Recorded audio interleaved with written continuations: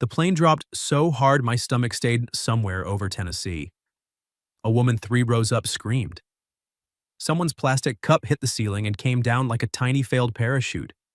The overhead bins rattled as if every suitcase inside had suddenly decided to escape. And then Leah Whitaker, my best friend of 3 years, grabbed my hand like it was the last solid thing left in the sky. Her fingers locked through mine. Her face went white. And over the roar of the engines, she said, "If we don't make it, I love you." That was the moment my life split cleanly in two. Before that flight, I was Tyler Reed, 25 years old, assistant producer at a small documentary company in Denver, a man whose biggest emotional risk that week was whether to tell my boss I hated the new editing software. Before that flight, Leah was just Leah, my best friend, my emergency contact, my unofficial food critic, the woman who had once driven across town at midnight because I texted her, "I think I accidentally made soup with dish soap," and she wanted to document the crime scene. She was 24, a travel photographer with a laugh that could make strangers turn around smiling and a habit of acting fearless right up until actual fear sat down beside her. She was also beautiful in a way I had trained myself not to notice. That is a lie. I noticed.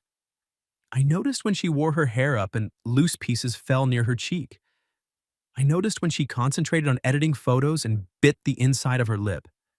I noticed the little freckle near her left eyebrow, the one she hated because she said it made her look permanently confused, even though I thought it made her look human in the best possible way. But I had rules. Best friends were not supposed to stare too long. Best friends were not supposed to imagine what it would feel like if a casual hug lasted 3 seconds longer. And best friends absolutely were not supposed to hear "I love you" for the first time while the plane was falling out of the sky. We were flying to Savannah for Leah's older sister's wedding. I was not her date, according to her. I was her buffer with dress shoes. "You understand your role," she had told me at the gate, holding 2 coffees and looking unfairly good in a soft blue sweater and jeans. "You stand near me when Aunt Marlene asks why I'm single, and you say something vaguely supportive but not romantic. Such as, Leah is very busy and emotionally intimidating." That sounds romantic. It sounds accurate. I took one of the coffees from her and watched her tuck her boarding pass into the back pocket of her jeans. "What if your aunt asks if we're dating?" Leah gave me a look over the lid of her cup. "Then I'll say you're too delicate for me." I am not delicate. You alphabetize your spices.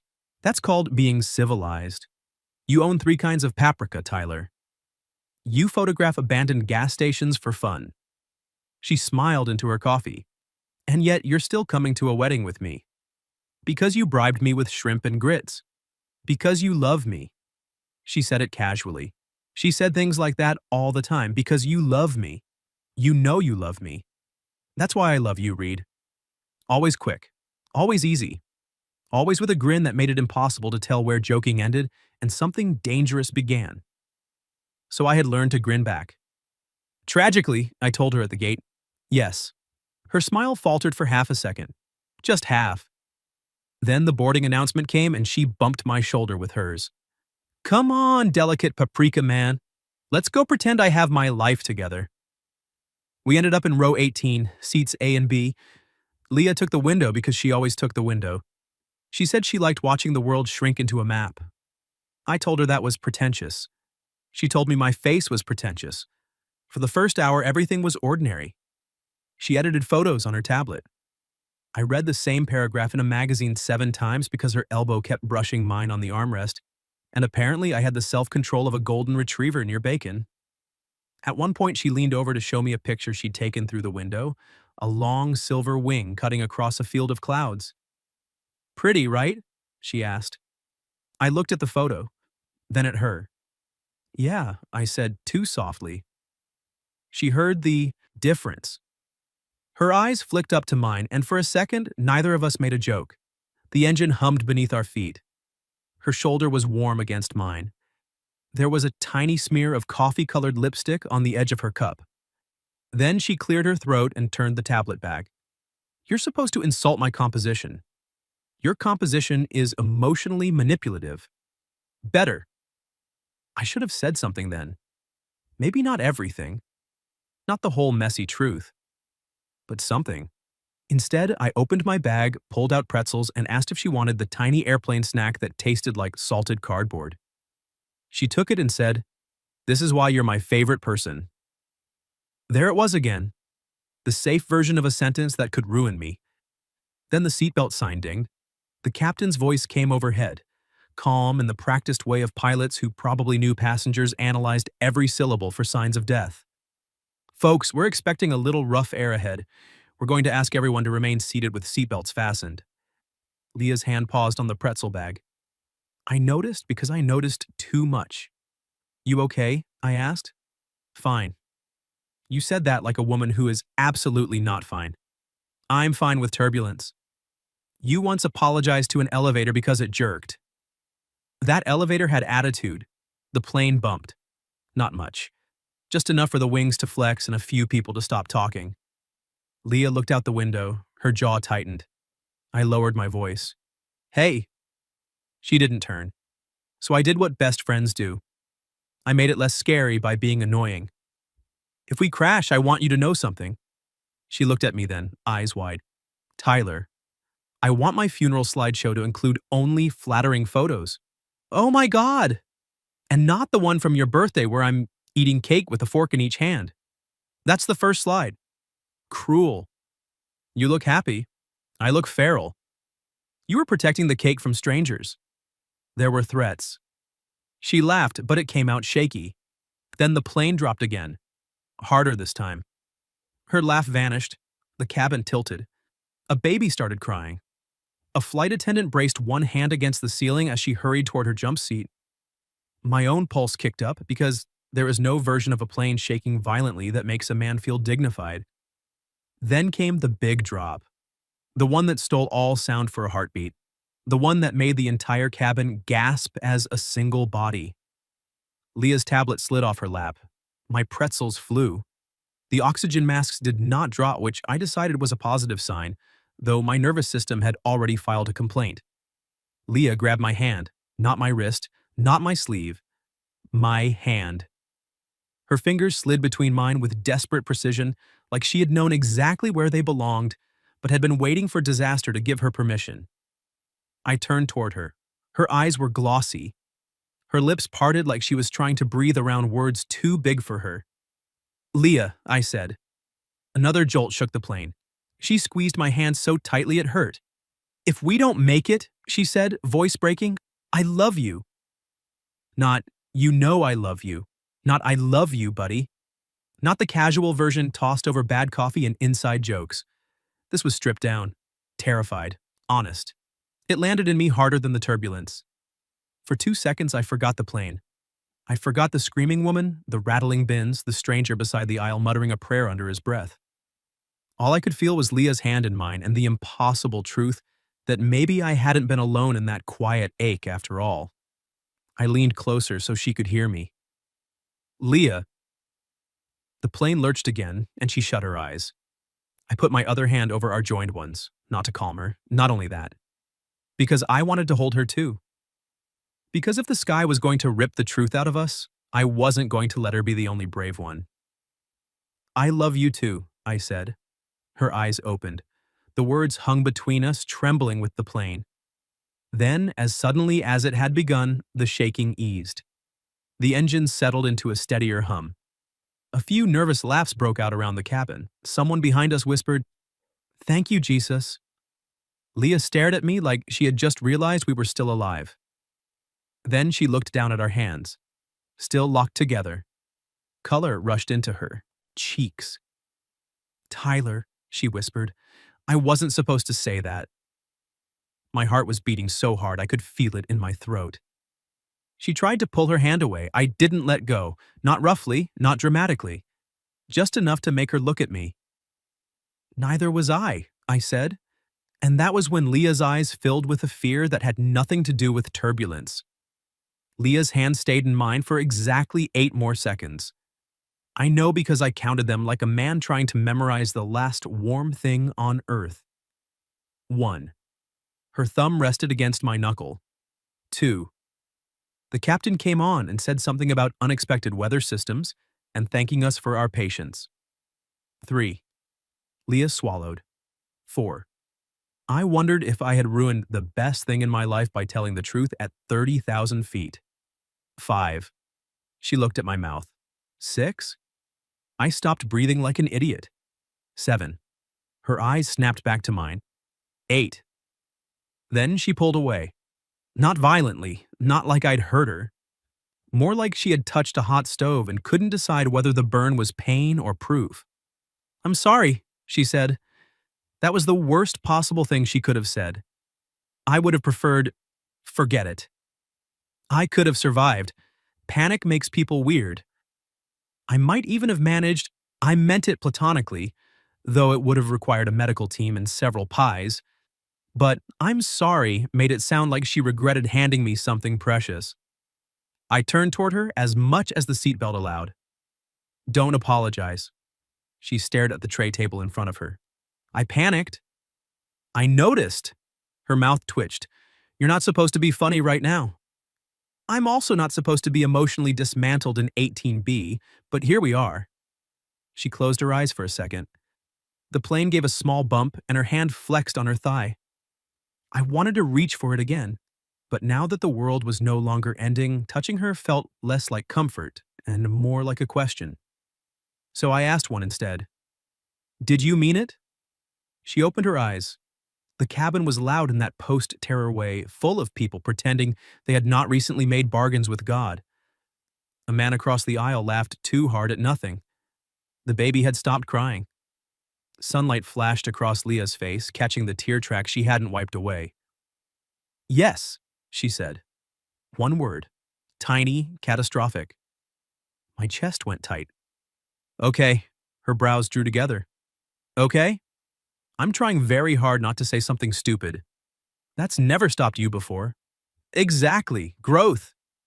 She looked at me then, really looked, and there was my Leah under all the panic, the woman who could challenge me even while terrified. "What did you mean?" she asked.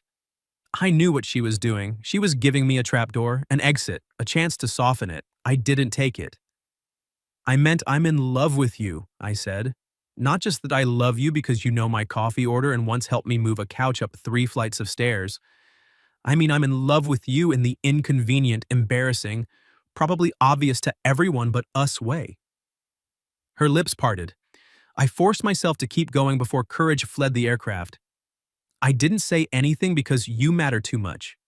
Because being your best friend is better than being someone you used to date and now avoid at parties. Because I thought wanting more was selfish." Leah's eyes shone again, but this time she didn't look away. "And?" she whispered. "And now you have to say something because I'm dangerously close to filling the silence with a detailed analysis of Paprika." A laugh broke out of her, soft and wet and beautiful. Then she covered her face with both hands. "I had a plan." "You had a plan?" "Yes." "For confessing you loved me during catastrophic turbulence?" "No, Tyler." She dropped her hands and gave me a helpless glare. "For not confessing at all." "Oh, terrible plan." "It was working." "It was not. You once got jealous of a woman who asked for my number at a food truck. She had predatory eyebrows. She wanted to send me a coupon. She wanted to send you other things." I stared at her. She stared back. Then we both laughed, but it faded quickly, leaving something quieter between us. Leah leaned her head against the seat. "I told myself you didn't see me that way." "I see you every way." The words came out before I could polish them. Her breath caught. The plane was steady now, absurdly calm, as if it had not just cracked our friendship open and spilled all the secrets out. Around us, people had resumed reading, sleeping, scrolling. Nobody knew that row 18 had become a crime scene. Leah reached for my hand again, this time slowly, this time with a choice in it. Her fingertips brushed my palm. "I'm scared." "Of flying?" She shook her head. "Of landing." I understood. In the air, everything felt suspended. Consequences waited on the ground with baggage claim and rental cars, and her sister's wedding weekend full of relatives who already thought we were halfway married. I turned my hand over and laced my fingers through hers. We don't have to solve everything before we touch down. Her thumb moved over mine. What if we ruin it? What if we don't? She gave me a look. That's your whole argument? I can add charts. Please don't. I can make a 5-year projection. Tyler. Fine. I squeezed her hand. Here's my argument. I would rather be scared with you than safe pretending I don't want you. Her face changed. It softened in a way I had never been allowed to see up close. Not as her friend. Not as the guy sitting beside her on movie nights while she fell asleep with her feet tucked under my leg. Not as the person she called when her mother criticized her career or a client refused to pay. This was different.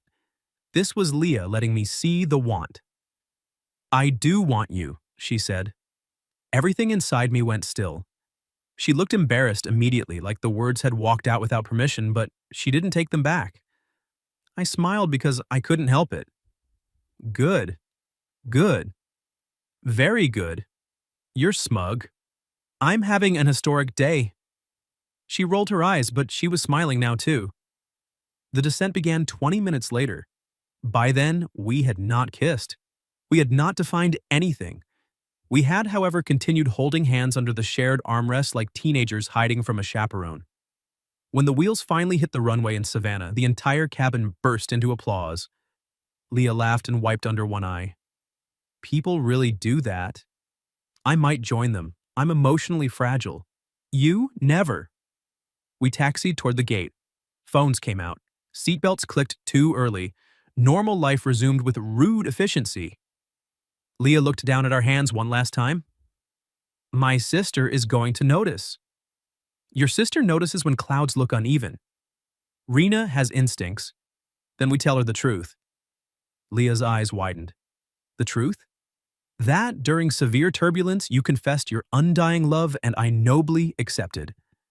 She smacked my arm with her free hand. I hate you. No, you don't. We covered this. Her cheeks went pink again, and I decided I liked making Leah blush more than I liked oxygen. At baggage claim, the air felt thick and warm, full of perfume, coffee, and wet pavement.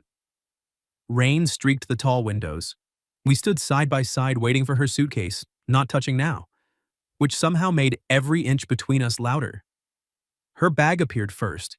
We both reached for it. Our hands collided on the handle. For one suspended second, neither of us moved. Then Leah looked up at me through her lashes. Are we going to be weird? Probably. Are you going to overthink everything? Absolutely. Am I going to pretend I'm not staring at your mouth? My grip tightened on the suitcase handle. She froze as if surprised by her own courage. I stepped closer. Are you? No, she said. The carousel clanked beside us.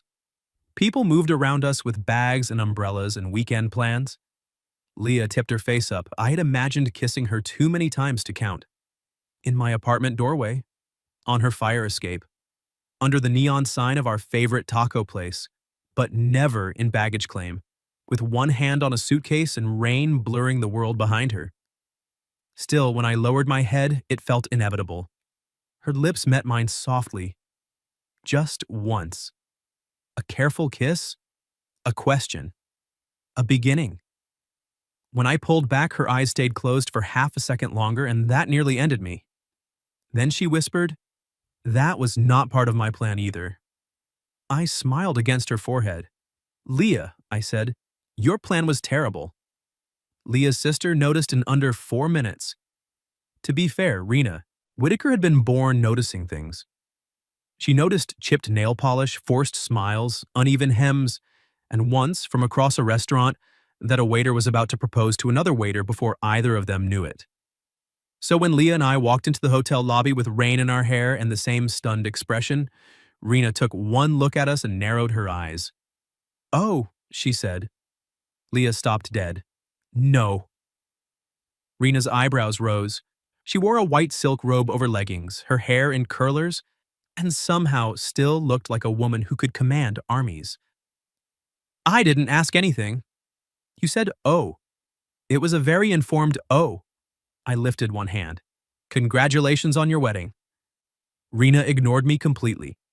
Leah! Leah's suitcase squeaked as she dragged it closer to her side like a shield.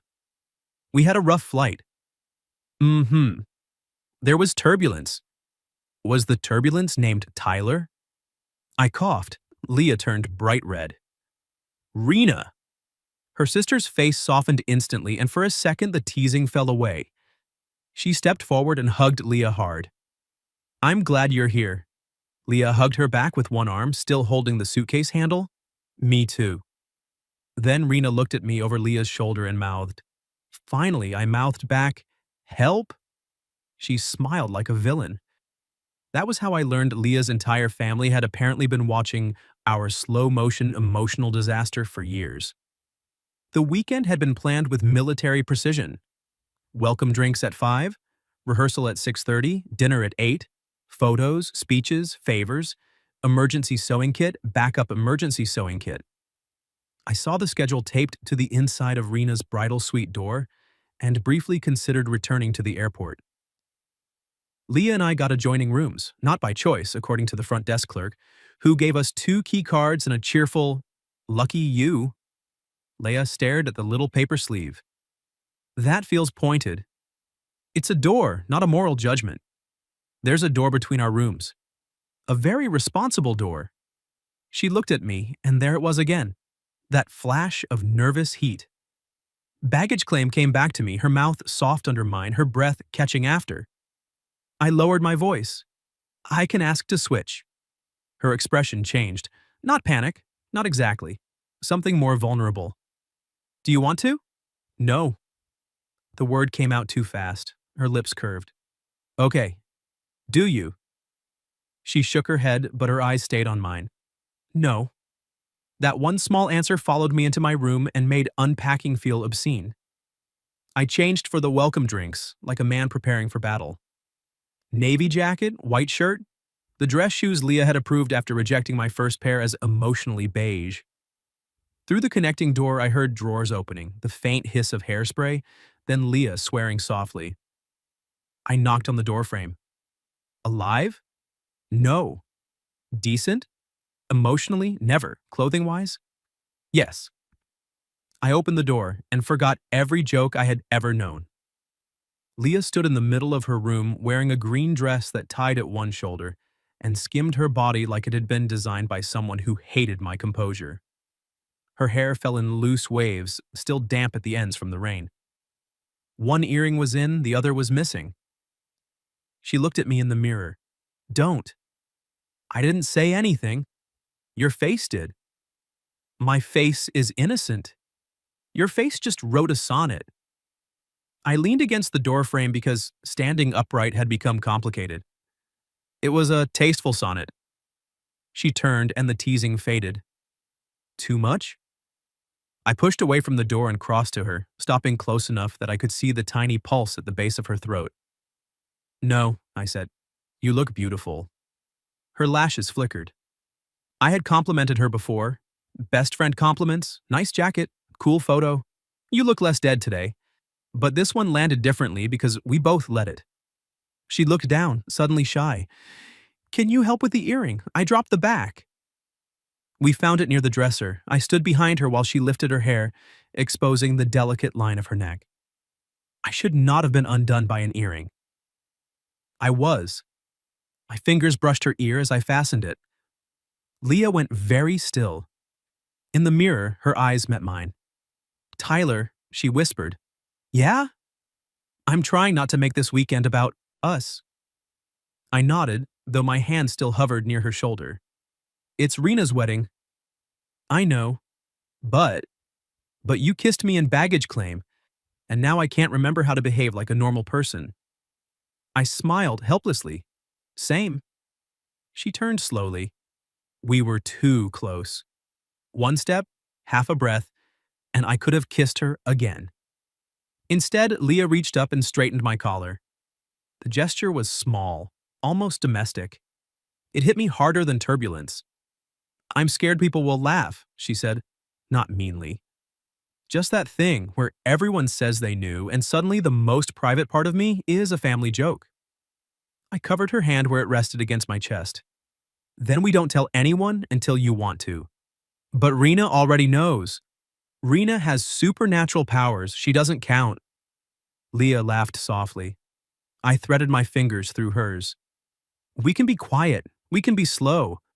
We can be whatever makes you feel safe. Her eyes searched mine. And what do you want? There it was. The question she kept giving me because she still didn't fully believe I would choose her out loud. So I did. I want to take you on an actual date, I said. Not as your wedding buffer, not as your emergency contact. I want to sit across from you somewhere with candles and pretend I'm not staring at your mouth. Her smile bloomed, shy and pleased. That sounds terrible for your focus. I've accepted my limits. And after the date? My pulse jumped. After the date, I want to walk you home and be awkward about whether I'm allowed to kiss you. You're allowed, she said. The room tilted, though the floor stayed perfectly still. Now? I asked.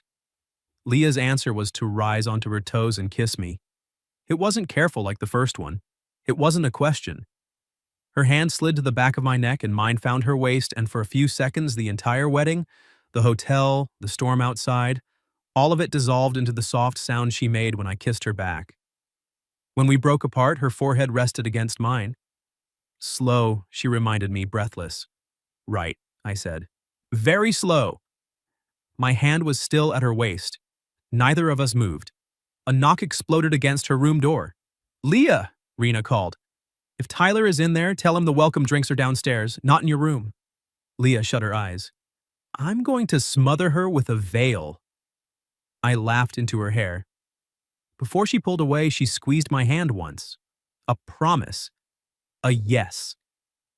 Downstairs, the lobby bar glowed gold against the rain-dark windows.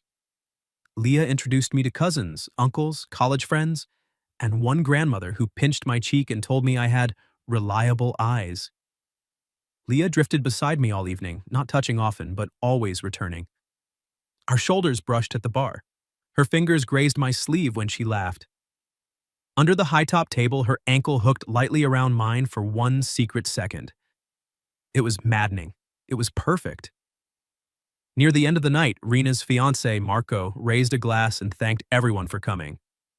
Leah stood beside me, smiling at her sister with such naked love that my chest ached. Then she leaned closer and whispered, Would it be wrong to escape for 10 minutes? From a wedding event? Pre-wedding event. Legally distinct. Where?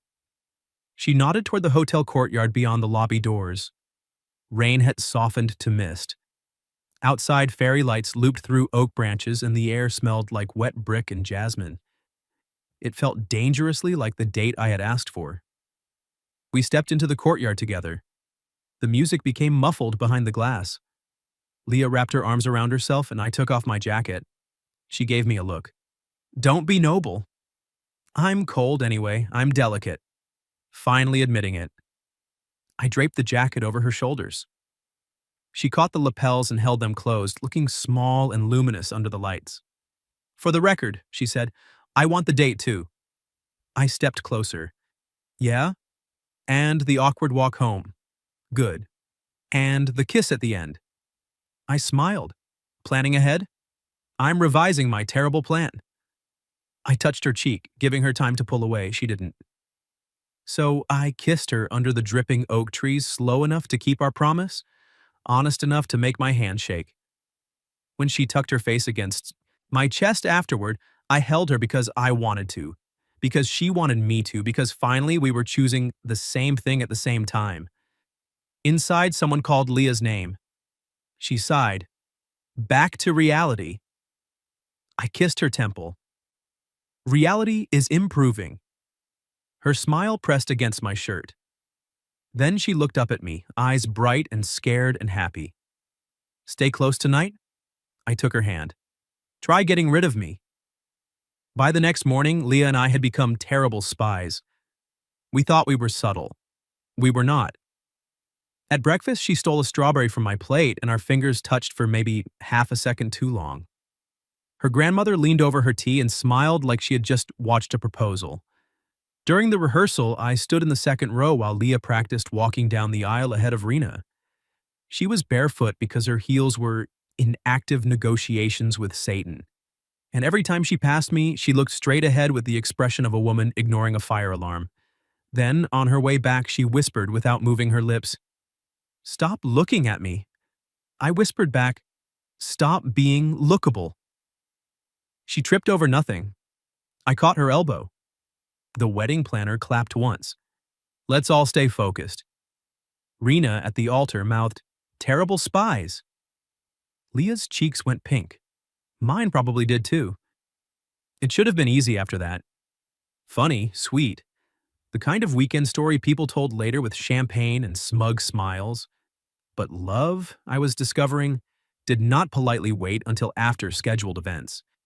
It kept reaching for us in the middle of everything. At the rehearsal dinner, I sat 2 tables away from Leah, which felt unreasonable for a man who had kissed her under oak trees less than 24 hours earlier. She wore a black dress this time, simple and soft, her hair pinned up with little gold clips.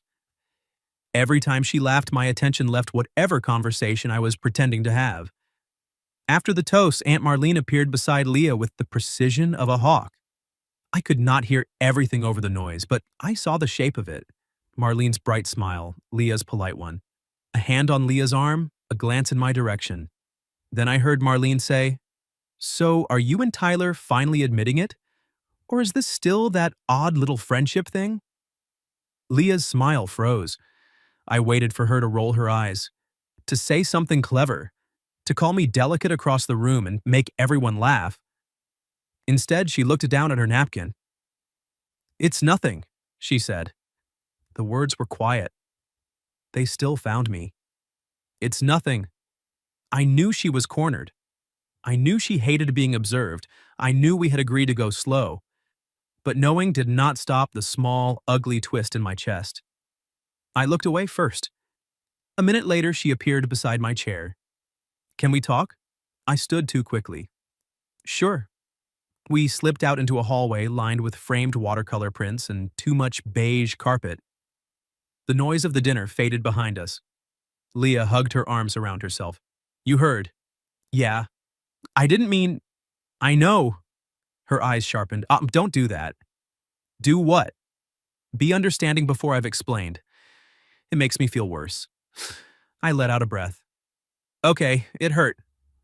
Her face crumpled a little. I hated that too. "I'm sorry," she said. "Marlene cornered me and I panicked. Everyone keeps looking at us like they're entitled to the ending before we've even figured out the beginning. I don't care what Marlene thinks. I know, I do." She looked ashamed of it. "Not because I'm embarrassed of you. God, Tyler, never because of that." "Then why?" "Because if everyone makes it a joke, it stops feeling like ours." Her voice went small. "And I wanted it to be ours for a while." That undid me more than any apology could have. I stepped closer, but not all the way. "I can give you private."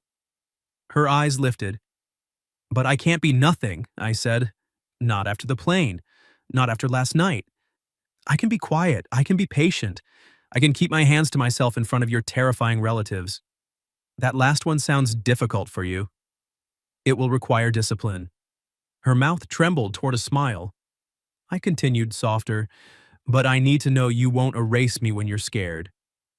Leah nodded once fast, like the words had landed exactly where they needed to. Then she closed the distance between us and took my hand in both of hers. "You're not nothing," she said. "You're the person I look for in every room. You're the person I wanted before I knew what to do with wanting. You're—" She swallowed. "You're Tyler. That's the problem. That's the whole terrifying point." The ache in my chest loosened. "Terrifying point," I repeated. "Not my official title. I'll workshop it." "You do owe me a better one." She looked down at our hands, then back up. "The man I'm in love with." The hallway went very still. It was not the first time she had said it. Not exactly. But this time we were on the ground, perfectly safe, with no turbulence to blame. I moved my thumb over her knuckles. "I like that one." "Do you?" "Enough that I might need it embroidered on something." She laughed, and I pulled her gently toward me. The kiss was quiet. No oak trees, no rain, No dramatic near-death confession. Just Leia in a beige hotel hallway, choosing me with her mouth soft under mine and her hands holding the front of my shirt like she intended to keep me there. When we returned to the dinner, Aunt Marlene looked over with open curiosity. Leah saw her. Then, with a deep breath, she reached under the table and linked her fingers with mine. No announcement, no performance, just us.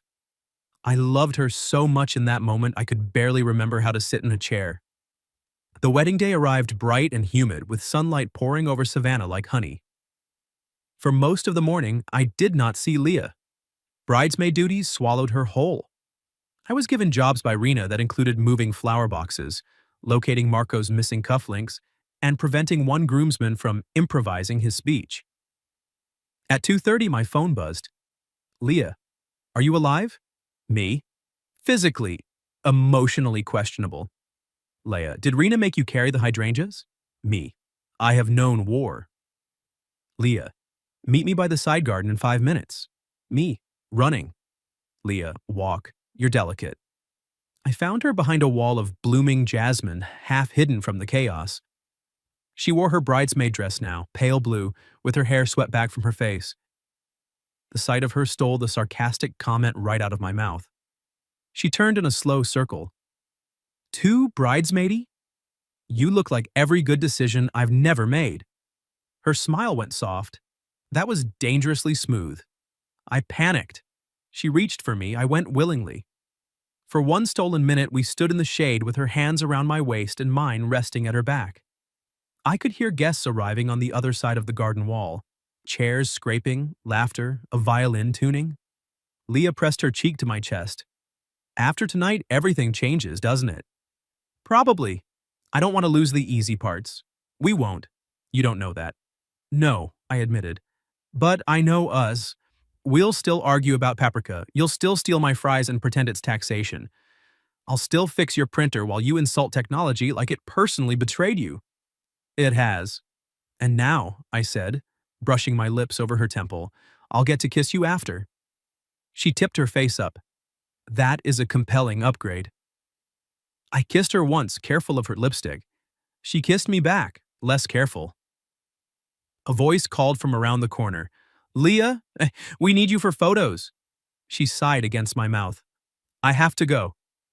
I figured. She didn't move. Leah. I know. She stepped back, then caught my hand before she got too far. Save me a dance tonight? I smiled. Just one? Her eyes brightened. Then she said, start with one.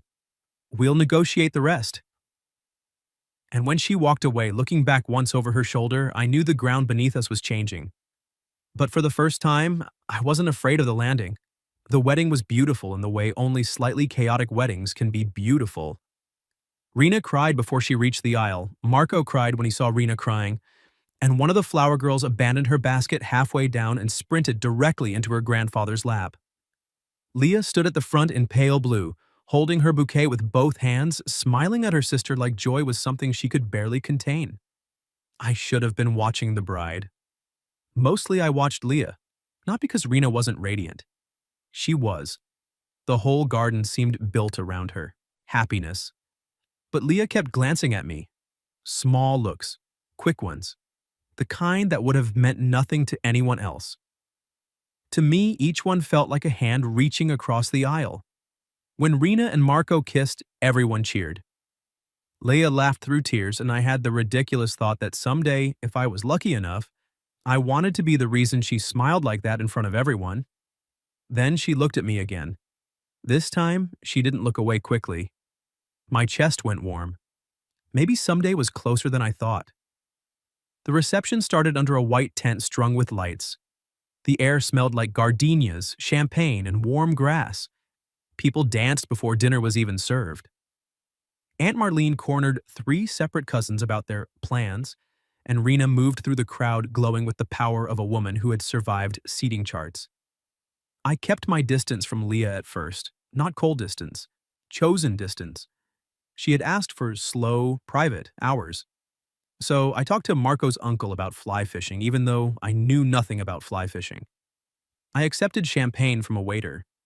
I pretended not to feel Leah whenever she entered my line of sight. Then the first slow song began. I was standing near the edge of the dance floor when Leah appeared in front of me, holding out her hand. No announcement, no joke. Just Leah, brave and blushing, choosing me where people could see.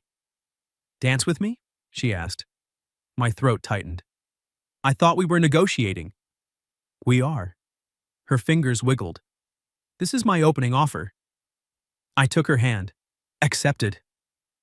She let me lead her onto the dance floor. The moment my hand settled at her waist, she inhaled softly. Her palm slid to my shoulder. Around us, couples swayed beneath the lights, but the whole tent blurred, until there was only Leah, close enough that I could see the tiny gold flecks in her eyes. "You okay?" I asked. Terrified. Of dancing? Of everyone knowing. I looked around. Rena was watching from Marco's arms, smiling like she might combust. Leah's grandmother dabbed her eyes with a napkin. Aunt Marlene looked deeply satisfied. "Bad news," I said. "They know." Leah groaned and dropped her forehead against my chest. "I hate your face." "You love my face." "Unfortunately." I laughed and her arms tightened around me. Then she lifted her head. Her expression was still nervous, but something steadier had settled beneath it. "I don't want to hide you," she said. I stopped moving for half a beat. She noticed. "I'm not saying I want everyone in our business," she added quickly. "I still want parts of this that are just ours, but I don't want to pretend you're nothing. You were right, you're not." I brushed my thumb along her back. "Leah, you're my best friend," she said, "and I'm in love with you. I don't know exactly how to do both yet, but I want to learn." I forgot the music. I forgot the people. I forgot every version of myself that had ever believed wanting her was something I had to survive quietly. "I want that too," I said. "All of it. The friendship, the awkward first dates, the terrifying family commentary, the fries you steal from my plate." "Our fries. My printer you keep breaking." "It senses weakness." "The slow parts," I said. "The real parts." Her eyes softened. Then, in front of her sister, her grandmother, Aunt Marlene, the fly-fishing uncle, and at least one flower girl with frosting on her chin, Leah rose onto her toes and kissed me. It wasn't long. It didn't need to be. When she pulled back, the people closest to us cheered. Leah hid her face against my shoulder. "I have made a terrible mistake." I held her closer, smiling so hard it hurt. "Your plans are improving." Later that night, after cake and speeches and Rena throwing her bouquet directly at Leah's head, by accident, we escaped to the edge of the garden. Leah had kicked off her shoes. I carried them in one hand while she walked barefoot through the grass, her fingers laced with mine. The tent glowed behind us. Music drifted out softly, mixed with laughter and clinking glasses. She looked up at the sky. "Hard to believe yesterday I thought we might die in a plane." Technically, that was the day before. "Don't be precise during my emotional moment." "Sorry." She leaned into my side. "If it hadn't happened, would you have told me?" I wanted to say yes.